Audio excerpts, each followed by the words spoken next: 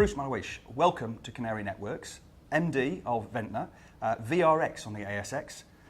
Tell me about you, about the business and why silica sand is so important. Surprisingly, you're surrounded by it all the time. It's in concrete, it's in glass, so every time you look out the window you don't immediately think of silica sand, but in fact it's predominantly silica sand. Bottles, containers, the glassware, it's silica sand is used extensively, particularly concrete. And there's a huge amount of concrete being poured these days, particularly in developing nations, and they're using up all the available sand. So whereabouts are you focused, whereabouts are your assets? One of our projects is 270 k's north of Perth. It's between Dongara and Eneabba, and it sits west of all the mineral sands projects. We're not looking to compete for the same land as mineral sands projects, but these are prominent dunes that are to the west of silica sand.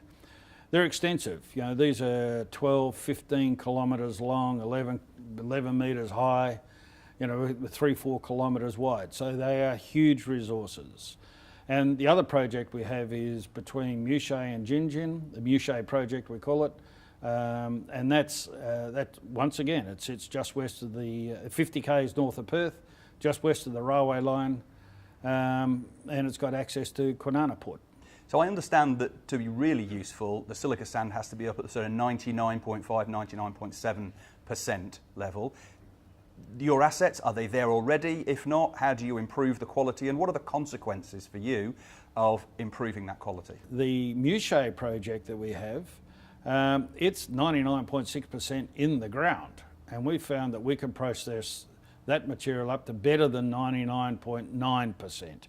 So it puts you into a different market, and particularly the market is called the ultra clear market. And the real growth part of that market now is the cover glass, or the piece of glass that's over the top of solar panels. Now you can imagine that's very high spec, high tech glass, because not only does it have to be ultra clear, so it doesn't diffract any of the energy coming into the PV cells, it's got to withstand hail. You don't hear about solar farms getting wiped out with hail. So it's a very high tech glass, but it needs to start off with very high quality silica sand.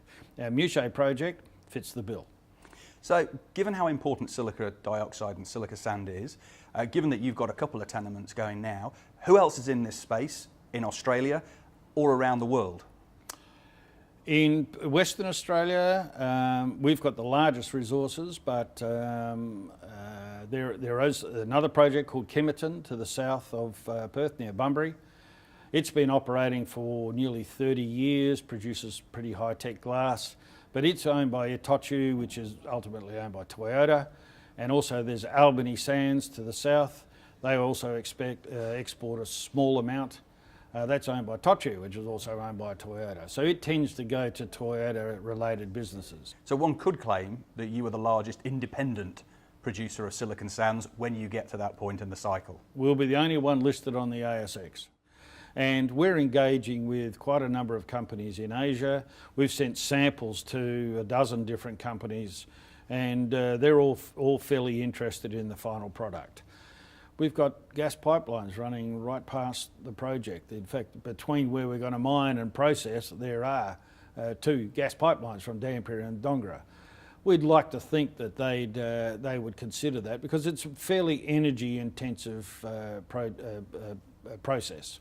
But we've got the right ingredients, and in fact the Maluish is probably one of the largest high-grade silica sand deposits in the world. Now, if you're going to spend a lot of money on putting a glass manufacturing plant, you want to make sure you've got plenty of supply. An exciting story, but let's nut it down to 3 simple stories. What are the 3 points you would like Canary investors to think about when they're looking at you as part of their potential portfolio? The supply of silica sand in Asia is steadily dwindling. This is the right time to be getting into this particular commodity. So silica sand fits a market that is quite unusual, especially in Asia. So that's one, most important. Number 2 is we got massive resources. These are huge. These are the 2 resources we've put out, 190 million tonnes. These are multi-generational projects. And the other one is the capital cost is so low to get one of these up and operating.